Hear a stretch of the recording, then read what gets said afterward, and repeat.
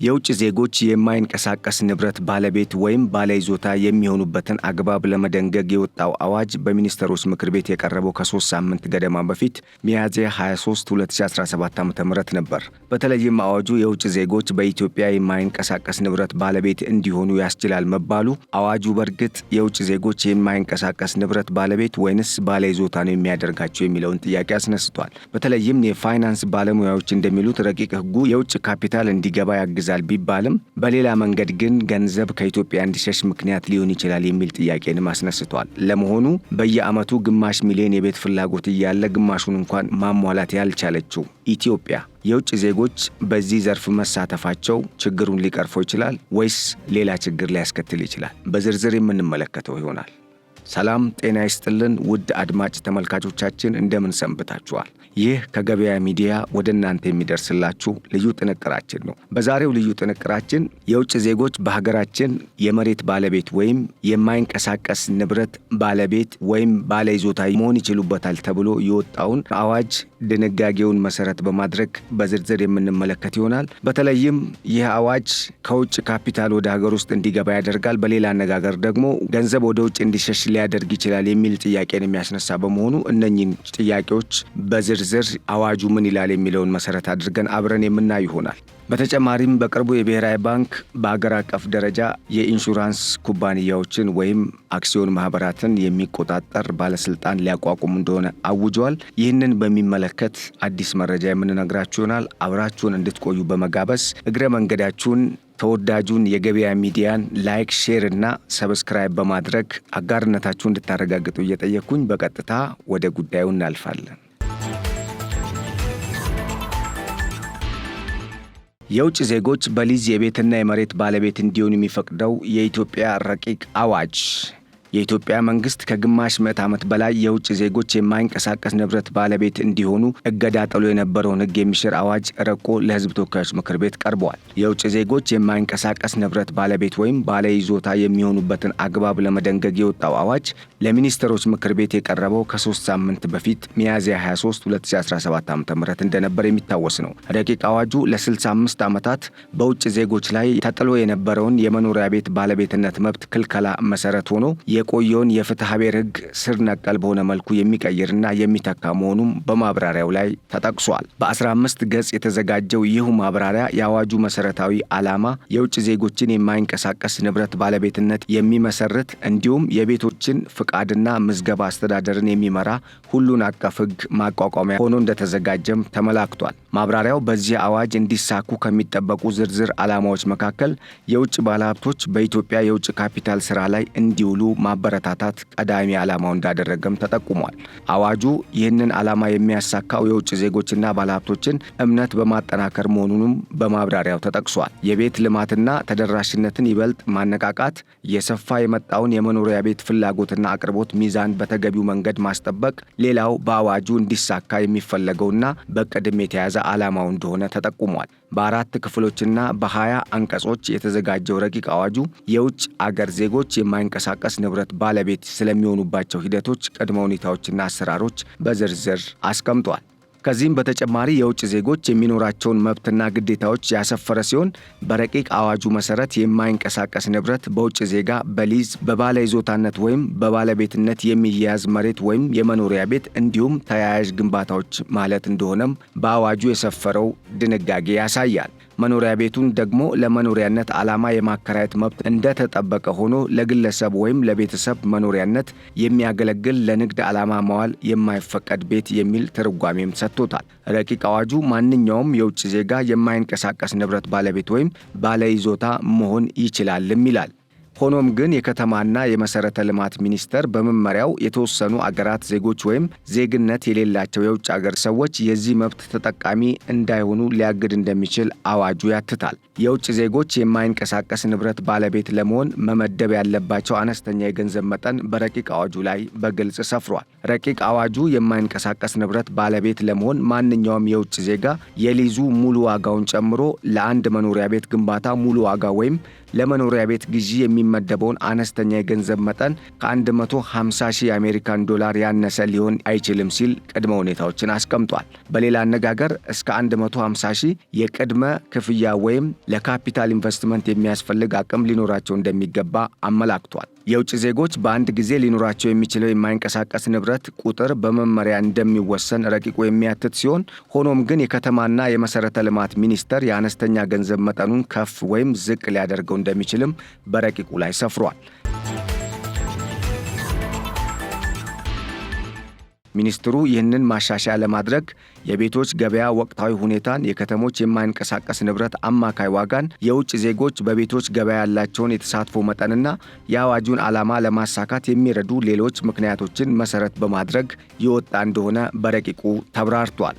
የማይንቀሳቀስ ንብረት ባለቤት ለመሆን መሟላት ያለባቸው ተብለው በረቂቅ አዋጁ ከተዘረዘሩ ቅድመ ሁኔታዎች መካከልም የወንጀል ሪከርድ የሌለበት መሆን እንዳለበት ተደንግጓል። ይህም በቀዳሚነት አንዱ ቅድመ ሁኔታ እንደሆነ ነው የተብራራው። የማይንቀሳቀስ ንብረት ባለመብት ለመሆን የሚያስፈልገው አነስተኛው የገንዘብ መጠንን ለማሟላት የሚያስችል በቂ አቅም ያለው መሆን እንዳለበትም ሌላኛው ቅድመ ሁኔታ ነው።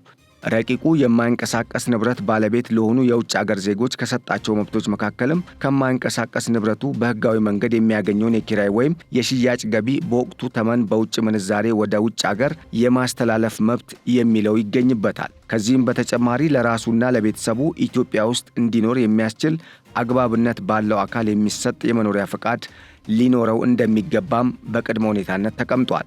ወደ ኢትዮጵያ መመላለስ እንዲችሉ የሚያደርግ አግባብነት ባለው አካል የሚሰጥ ለ5 ዓመት የሚያገለግል የብዙ ጊዜ መመላለሻ ቪዛ የማግኘት መብትም በአዋጁ ተሰጥቷቸዋል። አዋጁ ግዴታዎችን የሚያስቀመጠ ሲሆን የሊዝ፣ የቤት ግዢ፣ የግንባታ ፈቃድ ወይም ተያያዥ የመንግስታዊ አገልግሎት ክፍያዎችን በኢትዮጵያ ተቀባይነት ባለው የውጭ ምንዛሬ ብቻ መክፈል አንደኛው መስፈርት ነውም ተብሏል። የውጭ ዜጋ የማይንቀሳቀስ ንብረት ባለቤት ወይም ባለይዞታ መሆን የሚችልባቸው ልዩ ቦታዎችም ወይም የድንበር አካባቢዎች በመመሪያው እንደሚወሰኑ በረቂቁ ላይ ተመላክቷል። ከዚህም በተጨማሪ በመንግስት ቀጥተኛ ድጎማ ለዜጎች በሚሰሩ የጋራ መኖሪያ ህንፃዎች ውስጥ ዜጎች የንብረት ባለቤት መሆን አይችሉም። በጉዳዩ ላይ ያነጋገርናቸው የፋይናንስ ባለሙያው አቶ መርዕድ ፍቅረ ዮሐንስ እንደሚሉት የውጭ ዜጎች የቤት ባለቤት እንዲሆኑ ያደርጋል የተባለው ህግ እንደተባለው የቤት ተደራሽነትን አያቀላጥፍም ወይም የቤት ፍላጎት ከአቅርቦቱ ጋር እንዲመጣጠን አያግዝም ብለዋል። ሲጀመር ከጎረቤት ሀገራት እንኳን የቤት ግዢ ከኢትዮጵያ ሲነጻጸር ርካሽ እንደሆነ የሚያብራሩት ባለሙያው ለውጭ ዜጎችም ቢሆን ከባንክ ጋር በማያያዝ በ20 እና በ30 ሺህ ዶላር ቅድመ ክፍያ በመፈጸም የሚገኝ ነውም ተብሏል። ረቂቅ ህጉ ግን የውጭ ዜጎች በትንሹ 150 ሺህ ዶላር ቅድመ ክፍያ በመፈጸም የተከፈለ ካፒታል እንዲያቀርቡ የሚያስገድድ ነው። ይህም ኢትዮጵያውያን ለመኖሪያ ቤት ባለቤት ለመሆን ከሌሎች የአፍሪካ ሀገራትም አንጻር ተወዳዳሪም ተመራጭም አያደርጋትም። ምክንያቱም ገንዘቡ ከፍ ያለ እንደሆነ ነው ባለሙያው የሚያብራሩት። ታዲያ የውጭ ባለሀብቶች በየትኛው መስፈርት ኢትዮጵያን ይመርጧታል ሲሉም ይጠይቃሉ። ረቂቅ ህጉ የሌሎች ሀገራትን ተሞክሮም በማየት በአግባቡ እንዲፈተሽ አሳስበው የታመመው የኢትዮጵያ የመኖሪያ ቤት የገበያም በፖሊሲ ጭምር ማስተካከያ የሚያሻው መሆኑን ጠቁመዋል። የውጭ ዜጎች የማይንቀሳቀስ ንብረት ባለቤት ወይም ባለይዞታ ለመሆን ከሀገር ውስጥ የፋይናንስ ተቋም ወይም ምንጭ ገንዘብ መበደር ወይም ካፒታል ማሰባሰብ እንደማይችሉም በረቂቁ ሰፍሯል። የማይንቀሳቀስ ንብረት ባለቤት ወይም ባለይዞታ መሆን የሚፈልጉ የውጭ ሀገር ዜጎች በቅድሚያ ከሚኒስተሩ ፍቃድ ማግኘት እንዳለባቸውም በረቂቁ ተመላክቷል። ወደ ሁለተኛው ጉዳያችን ስንሸጋገር የኢትዮጵያ ብሔራዊ ባንክ ገዢ የኢንሹራንስ ኢንዱስትሪውን የሚቆጣጠር ባለስልጣን ሊቋቋም እንደሆነ አመላክቷል። የኢትዮጵያ የኢንሹራንስ ኢንዱስትሪን ለመለወጥና ለማዘመን ያስችላል የተባሉ ህጎች መዘጋጀታቸውን ዘርፉ ከብሔራዊ ባንክ ውጭ በሆነ ራሱን የቻለ ገለልተኛ ተቋም እንደሚተዳደርም የኢትዮጵያ ብሔራዊ ባንክ ገዢ አቶ ማሞ ምህረቱ አረጋግጠዋል። ኢትዮጵያ ባዘጋጀችው የአፍሪካ ኢንሹራንስ ድርጅት 51ኛ ጉባኤ መክፈቻ ፕሮግራም ላይ ተገኝተው ንግግር ያደረጉት የኢትዮጵያ ብሔራዊ ባንክ ገዢ አቶ ማሞ ምህረቱ የሚመሩት ማዕከላዊ ባንክ የሚያስተዳድረውን ቁጥጥር የሚያደርግበትን የኢንሹራንስ ኢንዱስትሪ ለማዘመንና አሰራሩን ከዓለም አቀፍ አሰራር ጋር ለማስማማት የሚያስችሉ ተግባራት እየተከናወኑ መሆናቸውን ገልጸዋል። በዚህም መሰረት ኢንዱስትሪው የሚተዳደርበት አዲስ የኢንሹራንስ አዋጅ የሚወጣ ሲሆን የዚህ አዋጅ ረቂቅ መዘጋጀቱንም ጠቅሰዋል። ይህም ረቂቅ አዋጁ በዘርፉ የውጭ ኩባንያዎች እንዲሳተፉ የሚፈቅድና የኢንሹራንስ ኢንዱስትሪው ሊመራባቸው ይገባል የተባሉ አዳዲስ ድንጋጌዎችን የያዘ ይሆናልም ተብሏል። ከዚሁ ጎን ለጎን አዋጁን ተከትለው ሊወጡ የሚገባቸው የተለያዩ መመሪያዎችና ረቂቅ ደንቦች የተሰናዱ ስለመሆኑ የተገለጸ ሲሆን እነዚህን ድንጋጌዎች በማውጣት ወደ ትግበራ እንደሚገባም አቶ ማሞ አመላክተዋል። የኢንሹራንስ ዘርፉን ለማሻሻል ይወሰዳል የተባለው ወሳኝ እርምጃ ዘርፉ ራሱን በቻለ ተቋም እንዲመራ ማድረግ ሲሆን ለዚህም ከኢትዮጵያ ብሔራዊ ባንክ ውጭ ሆኖ ዘርፉን የሚቆጣጠር የኢንሹራንስ ተቆጣጣሪ ባለስልጣን እንደሚቋቋም ተናግረዋል።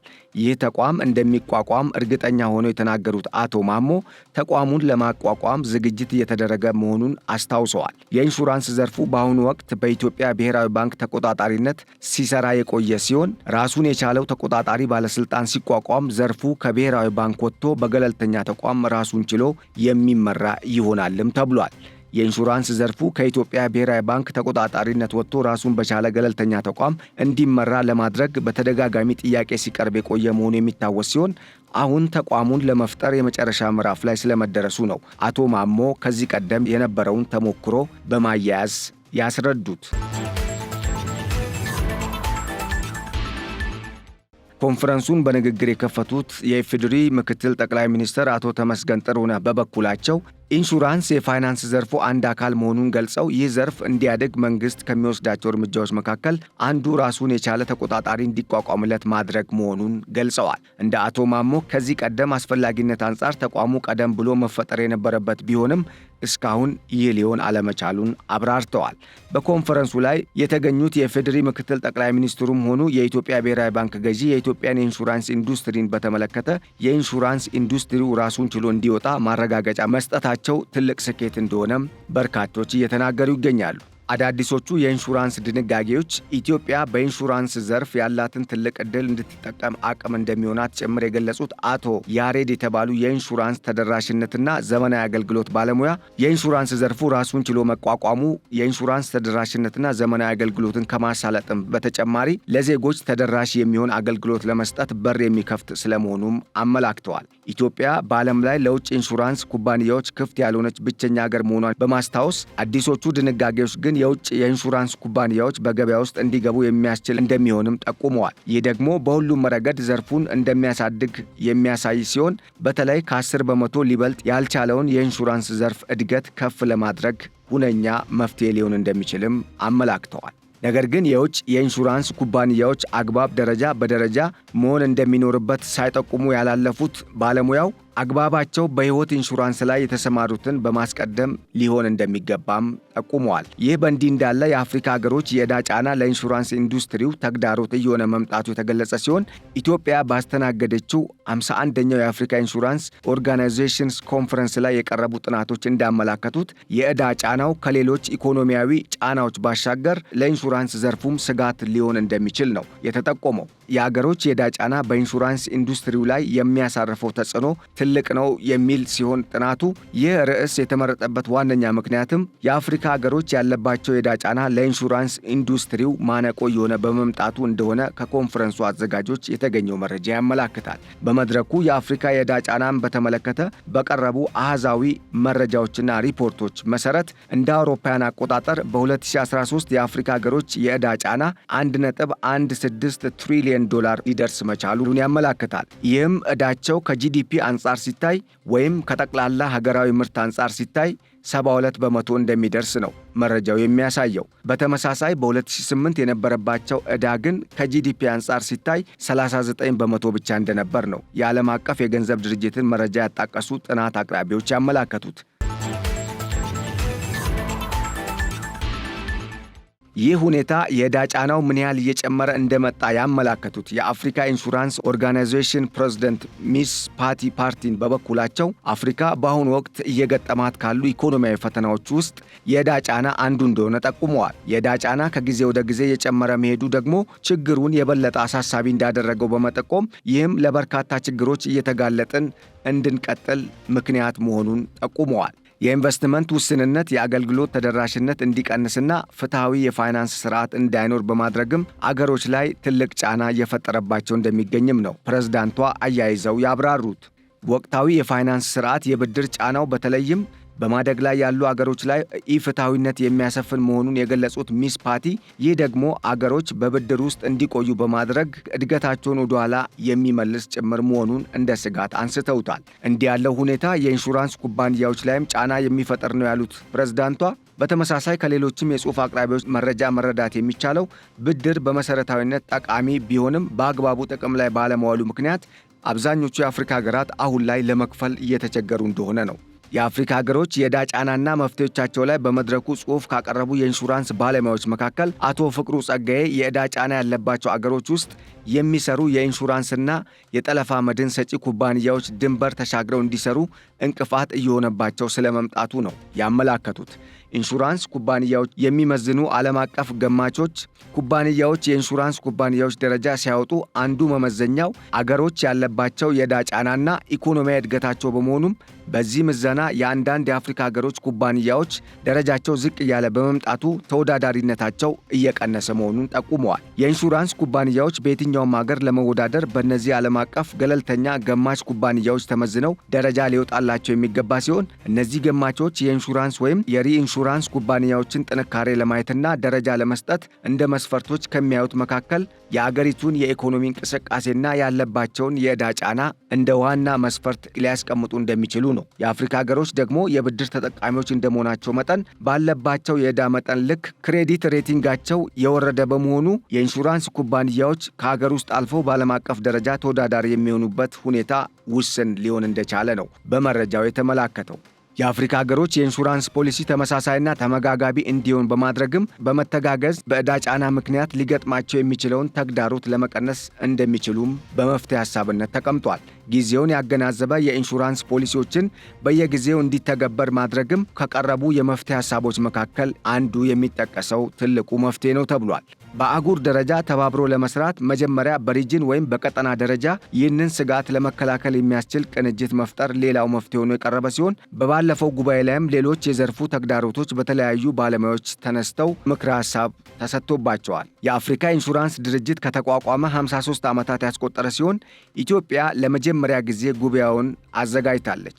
በዚህ ጉባኤ ላይ የተገኙ ተሳታፊዎች ቁጥር በተቋሙ ታሪክ እስካሁን ያልተመዘገበና ትልቁ ሆኖ ተመዝግቧል። ከ93 አገሮች 1900 ተሳታፊዎች የተገኙበት ሲሆን ኮንፈረንሱ የአፍሪካን ኢንሹራንስ ኢንዱስትሪ ስጋቶች በመለየት ቀጣይ ጉዞ በምን መልኩ ይሁን የሚለውን ያመላከተ ነውም ተብሏል። ውድ አድማጭ ተመልካቾቻችን ለዕለቱ ያዘጋጀንላችሁ ልዩ ጥንቅራችን ይህንን ይመስል ነበር። ስለ አብሮነታችሁ እያመሰገንን ቸር ተመኘን። ሰላም።